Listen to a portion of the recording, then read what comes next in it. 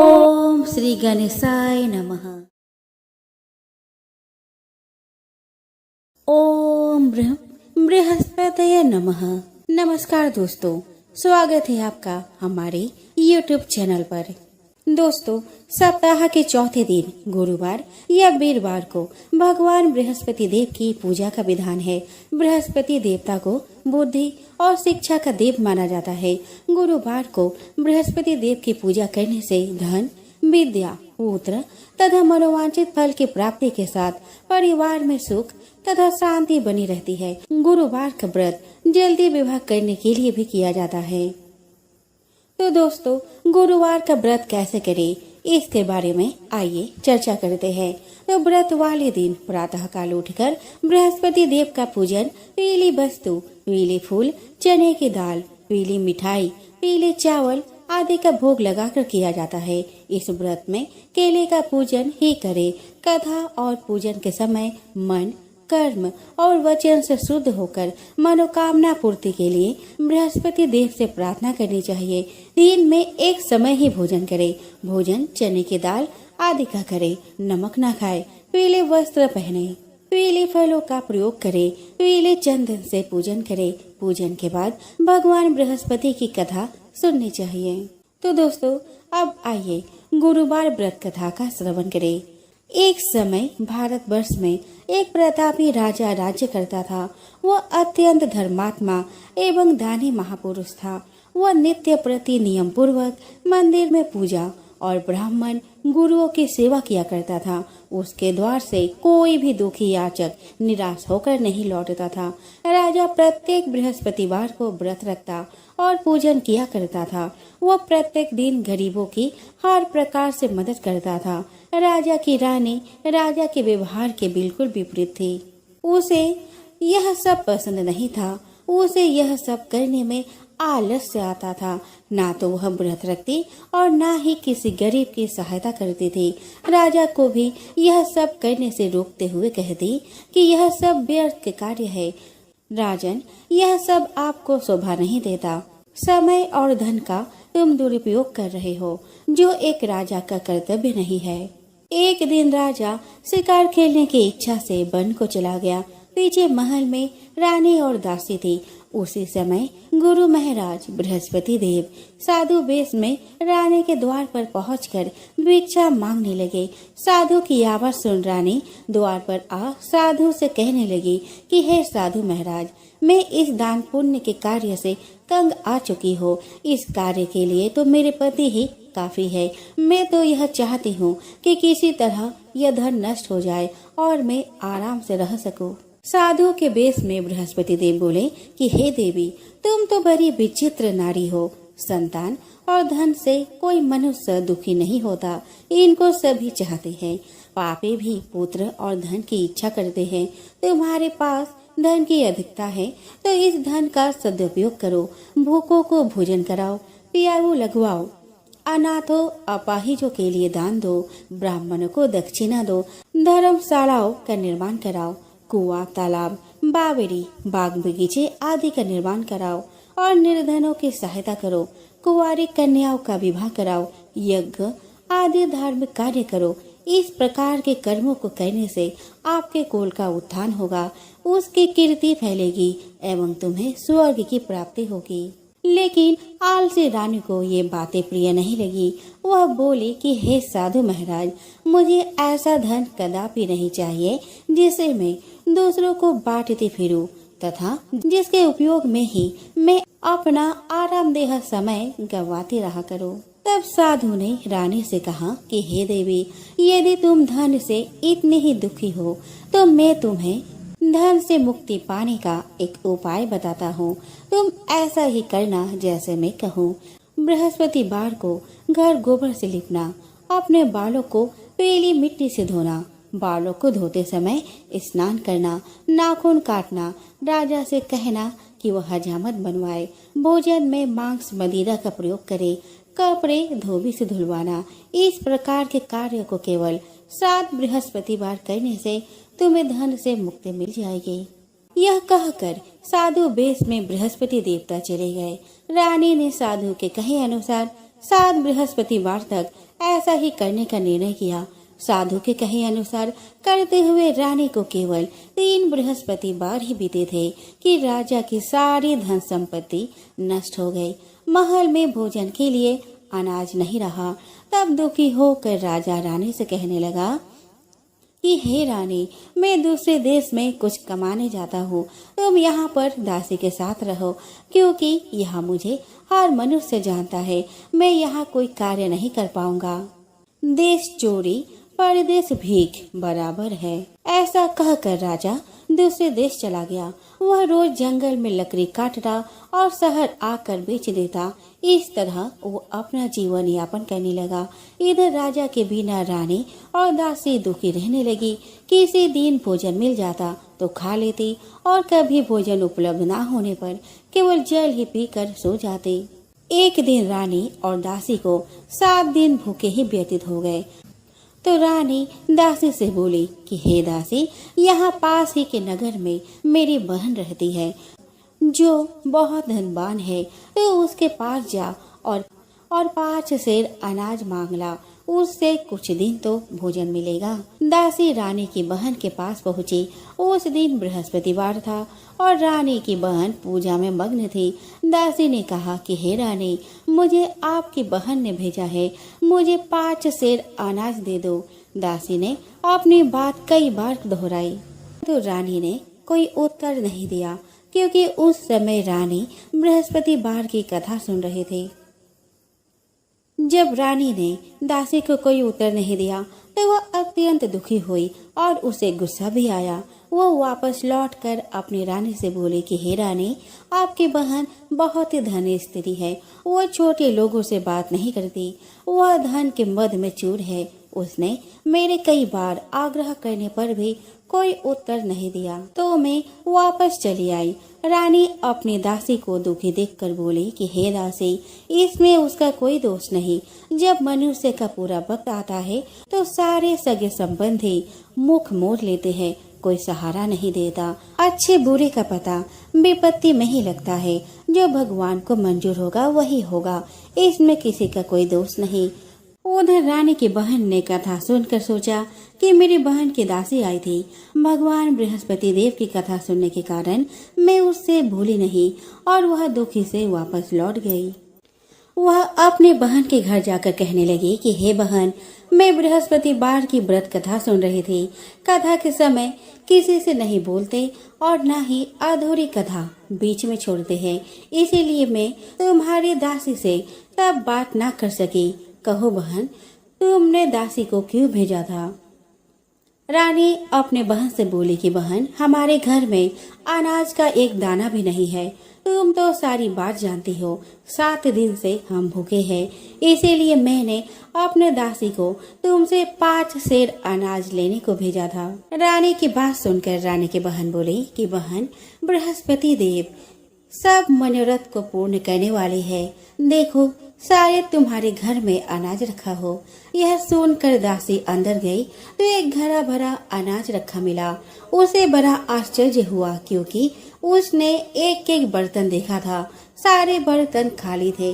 तो ये अनाज का भरा घड़ा यहाँ कैसे आ गया, यह सोचने लगी। उसने बाहर आकर रानी को बताया।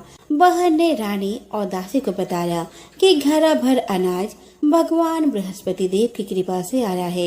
यह सुनकर दासी ने रानी से कहा कि हे रानी, देखो, जब हमें अन्न नहीं मिलता तो हम कई रोज तक भूखे रहते हैं। अगर सप्ताह में 1 दिन भूखे रहकर यदि 6 दिन भोजन मिले तो क्या बुराई है? आप अपने बहन से व्रत की विधि पूछ लीजिए, हम भी व्रत को विधि पूर्वक करेंगे।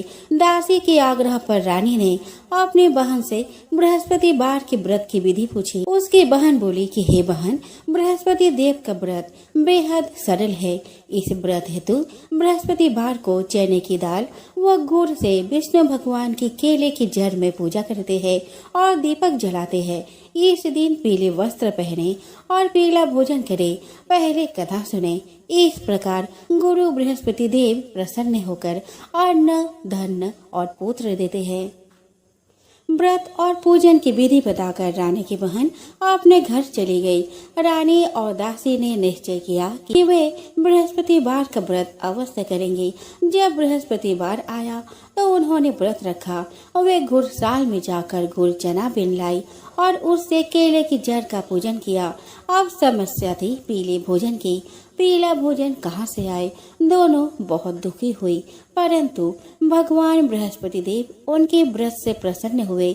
वे एक साधारण व्यक्ति के रूप में 2 थालों में सुंदर पीला भोजन लेकर आए और दासी को देकर बोले कि हे दासी, यह भोजन तुम्हारे और रानी के लिए है, अतः तुम दोनों ये भोजन कर लो। रानी को भोजन के विषय में कोई जानकारी नहीं थी। दासी अपने रानी के पास जाकर बड़ी प्रसन्नता से बोली कि रानी जी, भोजन कर लो। रानी दासी से बोली, जा तू ही कर ले भोजन। दासी बोली कि हे रानी, एक व्यक्ति भोजन दे गया है। रानी बोली, वह व्यक्ति तेरे लिए भोजन दे गया है, जा तू ही कर ले भोजन। दासी ने कहा कि नहीं रानी, वह केवल मेरे लिए नहीं, हम दोनों के लिए 2 थालों में अत्यधिक स्वादिष्ट भोजन दे गया है। आइए भोजन ग्रहण कीजिए। दोनों ने गुरु बृहस्पति देव को नमस्कार कर भोजन प्रारंभ किया। उसके बाद वे प्रत्येक बृहस्पतिवार को विधि पूर्वक व्रत करने लगे। बृहस्पति देव की कृपा से उनके पास पहले के ही समान धन हो गया, परंतु धन ने फिर से रानी को आलसी बना दिया। तब दासी बोली कि देखो रानी, तुम पहले भी इस आलस्य के वशीभूत होकर धन नष्ट कर चुकी हो। अब गुरु महाराज की कृपा से फिर सुख के दिन लौटे हैं, तो तुमने फिर से आलस्य का दामन थाम लिया है। बड़ी मुसीबतों के उपरांत हमें धन की प्राप्ति हुई है, अतः हमें अब दान पुण्य करना चाहिए, भूखों को भोजन कराना चाहिए, धन को शुभ कार्यों में खर्च करना चाहिए। इससे तुम्हारे कुल का यश बढ़ेगा, स्वर्ग की प्राप्ति होगी और पितृ प्रसन्न होंगे। दासी की बात मानकर रानी अपना धन शुभ कार्यों में खर्च करने लगी। इससे पूरे नगर में उसका यश बढ़ने लगा। दासी की बात मानने से उसके पितृ भी अत्यंत प्रसन्न हुए। अपने अच्छे कर्मों और बृहस्पति देव के व्रत से रानी की बुद्धि ठीक हो गई।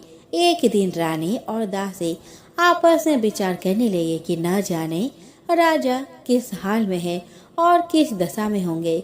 राजा की कोई भी खोज खबर उन्हें नहीं थी। उन्होंने राजा के लिए गुरु बृहस्पति देव से प्रार्थना की।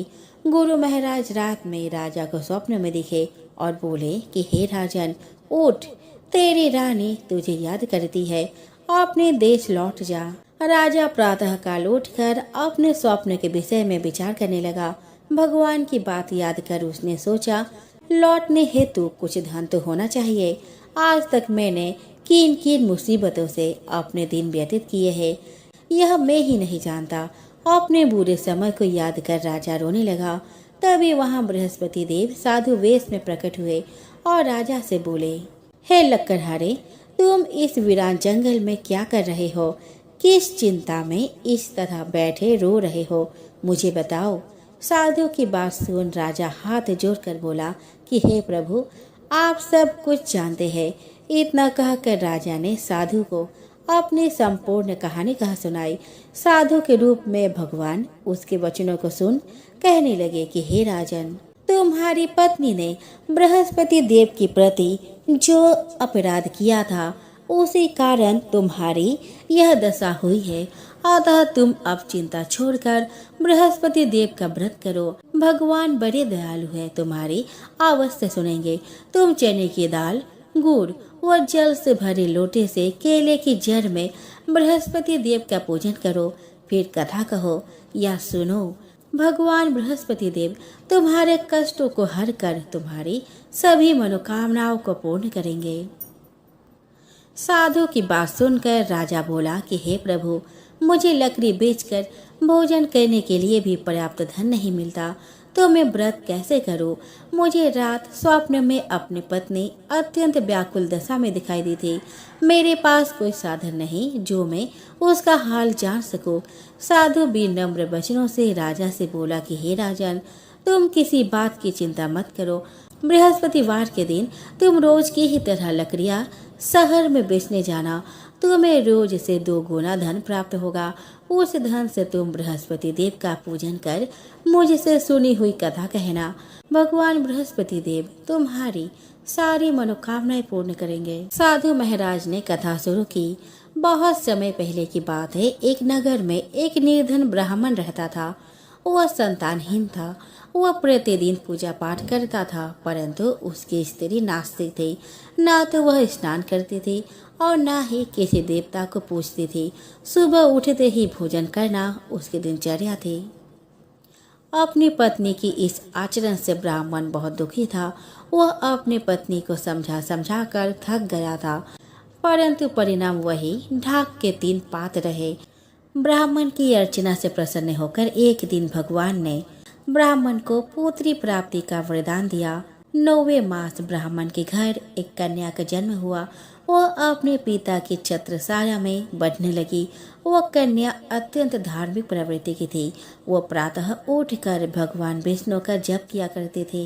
उसने बृहस्पतिवार के व्रत भी करने शुरू कर दिए थे।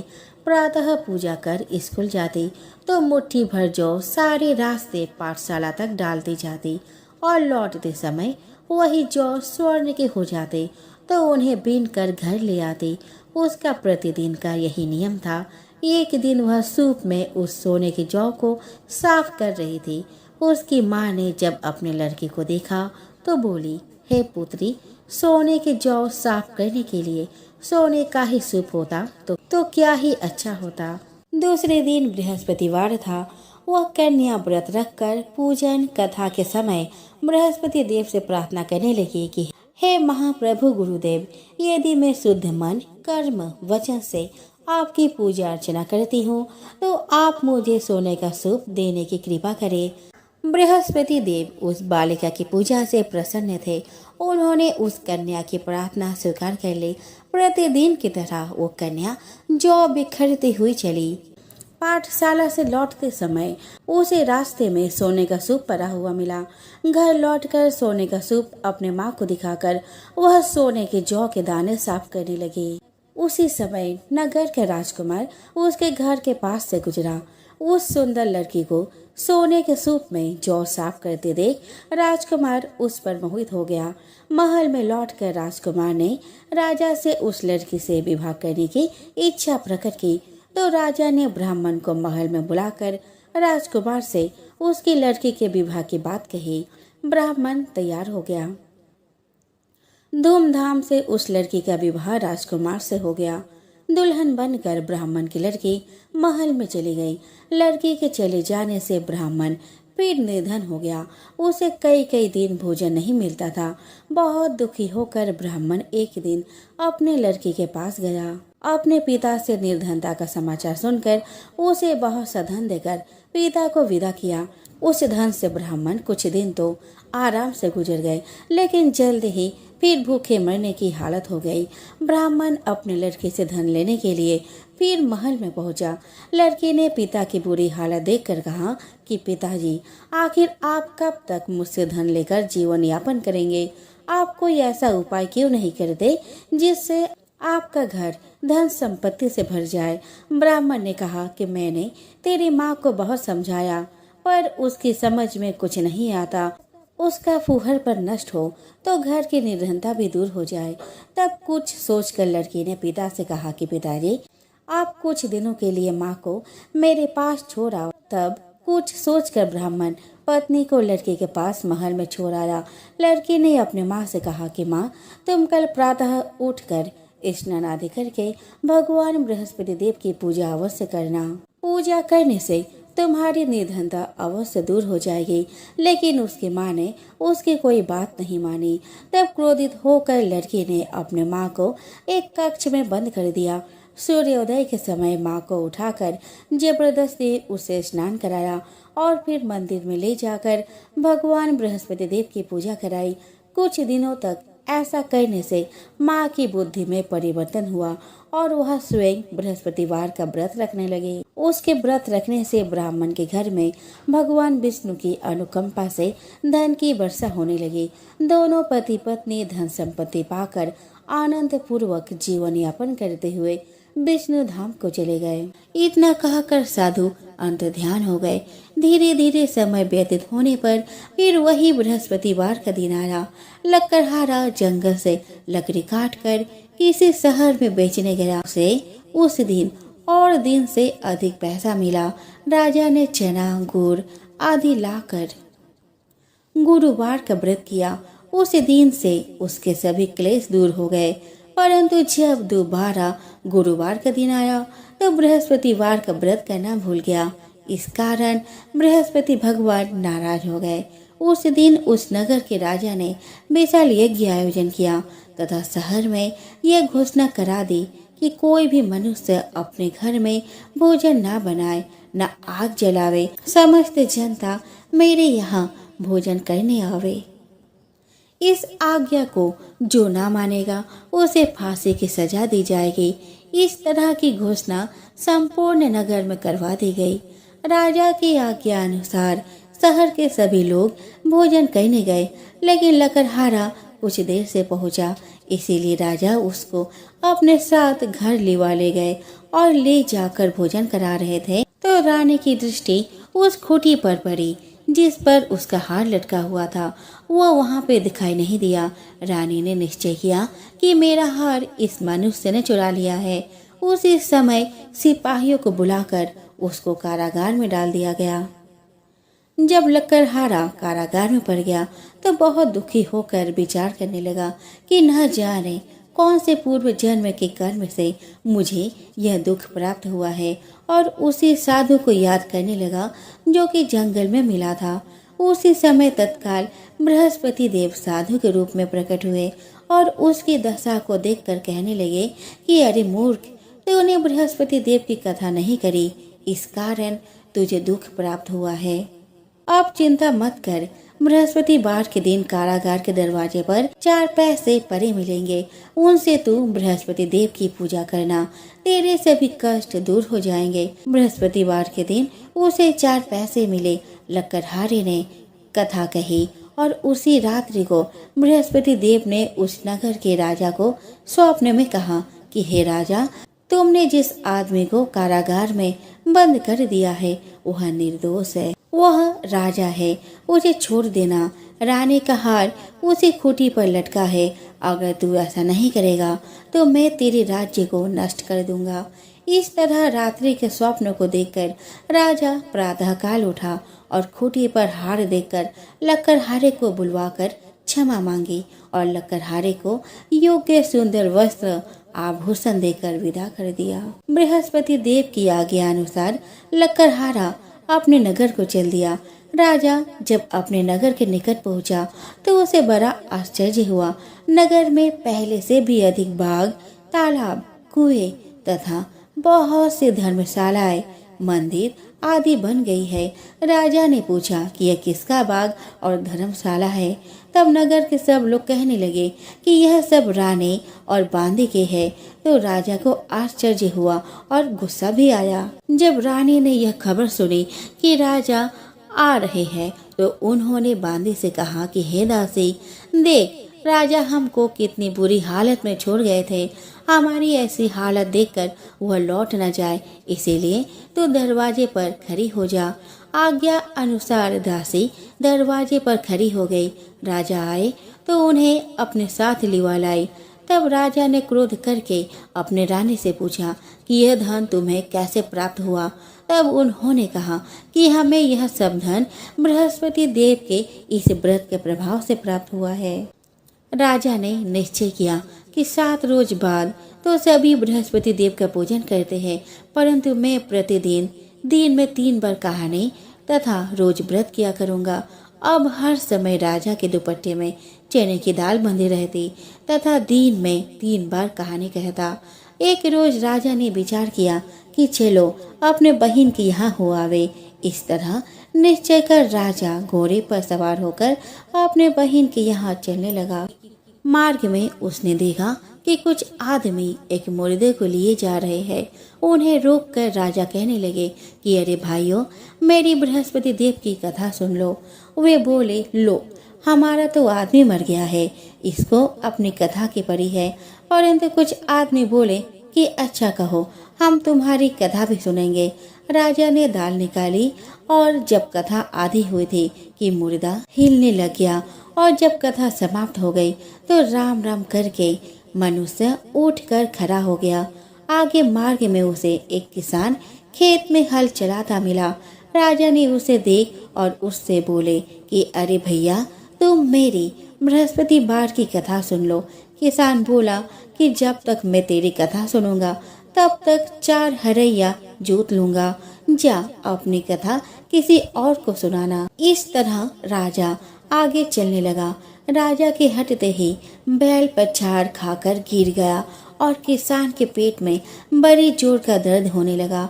उस समय उसकी माँ रोटी लेकर आई। उसने जब यह देखा तो अपने पुत्र से सब हाल पूछा तो बेटे ने सब हाल कह दिया। तो बुढ़िया दौड़ी दौड़ी उस घुड़सवार के पास गई और उससे बोली कि मैं तेरी कथा सुनूंगी, तू अपनी कथा मेरे खेत पर चल कर ही कहना। राजा ने बुढ़िया के खेत पर जाकर कथा कही, जिसके सुनते ही वह बैल उठ खड़े हो गया और किसान के पेट का दर्द भी बंद हो गया। राजा अपने बहन के घर पहुंचा। बहन ने भाई की खूब मेहमानी की। दूसरे रोज प्रातःकाल राजा जगा तो वह देखने लगा कि सब लोग भोजन कर रहे हैं। राजा ने अपने बहन से कहा कि ऐसा कोई मनुष्य है जिसने भोजन नहीं किया हो, मेरी बृहस्पतिवार की कथा सुन ले। बहन बोली कि हे भैया, यह देश ऐसा ही है कि पहले लोग यहाँ भोजन करते हैं, बाद में अन्य काम करते हैं। अगर कोई पड़ोस में हो तो मैं देखाऊं। वह ऐसा कहकर देखने चली गई, परंतु उसे कोई ऐसा व्यक्ति नहीं मिला जिसने भोजन ना किया हो। अतः वह एक कुम्हार के घर गई जिसका लड़का बीमार था। उसे मालूम हुआ कि उनके यहाँ 3 रोज से किसी ने भोजन नहीं किया है। रानी ने अपने भाई की कथा सुनने के लिए कुम्हार से कहा। वह तैयार हो गया। राजा ने जाकर बृहस्पतिवार की कथा कही, जिसको सुनकर उसका लड़का ठीक हो गया। अब तो राजा की प्रशंसा होने लगी। एक रोज राजा ने अपने बहन से कहा कि हे बहन, हम अपने घर को जाएंगे, तुम भी तैयार हो जाओ। राजा की बहन ने अपने सास से कहा कि सास ने कहा कि हाँ चली जा, परंतु अपने लड़कों को मत ले जाना क्योंकि तेरे भाई की कोई औलाद नहीं है। बहन ने अपने भैया से कहा कि हे भैया, मैं तो चलूंगी पर कोई बालक नहीं जाएगा। राजा बोला, जब कोई बालक नहीं चलेगा तब तुम ही क्या करोगी। बड़े दुखी मन से राजा अपने नगर को लौट आया। राजा ने अपने रानी से कहा कि हम निर्वंशी है, हमारा मुंह देखने का धर्म नहीं है और कुछ भोजन आदि नहीं किया। रानी बोली कि हे प्रभु, बृहस्पति देव ने हमें सब कुछ दिया है, वह हमें औलाद अवश्य देंगे। उसी रात को बृहस्पति देव ने राजा से स्वप्न में कहा कि हे राजा, उठ, सभी सोच त्याग दे, तेरी रानी गर्भ से है। राजा की यह बात सुनकर बड़ी खुशी हुई। 9वें महीने में उसके गर्भ से एक सुंदर पुत्र पैदा हुआ। तब राजा बोला, हे रानी, स्त्री बिना भोजन के रह सकती है पर बिना कहे नहीं रह सकती। जब मेरी बहन आवे तुम उससे कुछ कहना मत। रानी ने सुनकर हाँ कर दिया। जब राजा की बहन ने यह शुभ समाचार सुना तो वह बहुत खुश हुई और बधाई लेकर अपने भाई के यहाँ आई। तभी रानी ने कहा कि घोड़ा चढ़कर तो नहीं आई, गधा चढ़े आई। राजा की बहन बोली कि भाभी, मैं इस प्रकार न कहती तो तुम्हें औलाद कैसे मिलती। बृहस्पति देव ऐसे ही है, जैसे जिसके मन में कामनाएं हैं सभी को पूर्ण करते हैं। जो सद्भावना पूर्वक बृहस्पतिवार का व्रत करता है एवं कथा पढ़ता है अथवा सुनता है, दूसरों को सुनाता है, बृहस्पति देव उसके सभी मनोकामनाएं पूर्ण करते हैं। भगवान बृहस्पति देव उसकी सदैव रक्षा करते हैं। संसार में जो मनुष्य सद्भावना से भगवान जी का पूजन व्रत सच्चे हृदय से करते हैं तो उनकी सभी मनोकामनाएं पूर्ण करते हैं। जैसे सच्ची भावना से रानी और राजा ने उनकी कथा का गुणगान किया तो उनकी सभी इच्छाएं बृहस्पति देव जी ने पूर्ण की थी। इसीलिए पूर्ण कथा सुनने के बाद प्रसाद लेकर जाना चाहिए। हृदय से उनका मनन करते हुए जयकारा बोलना चाहिए। तो बोलो बृहस्पति देव की जय, भगवान विष्णु की जय। ओम जय बृहस्पति देवा, जय जय बृहस्पति देवा। छीन छीन भोग लगाओ कदली फल मेवा। ओम जय बृहस्पति देवा। तुम पूर्ण परमात्मा, तुम अंतर्यामी, जगत पिता जगदीश्वर, तुम सबके स्वामी। ओम जय बृहस्पति देवा। चरणामृत निज निर्मल, सब पातक हरता, सकल मनोरथ दायक, कृपा करो भरता। ओम जय बृहस्पति देवा।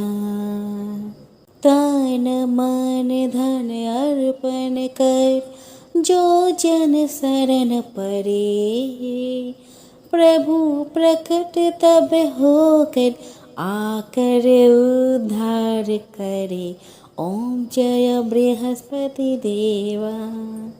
दीन दयाल दया निधि, भक्त हितकारी, पाप दोष सब हरता, भव बंधन हारी। ओम जय बृहस्पति देवा। सकल मनोरथ दायक, सब संशय हारो, विषय विकार मिटाओ, संतन सुखकारी। ओम जय बृहस्पति देवा। जो कोई आरती तेरी, प्रेम सहित गावे, जेठानंद आनंद कर, सो निश्चय पावे। ओम जय बृहस्पति देवा।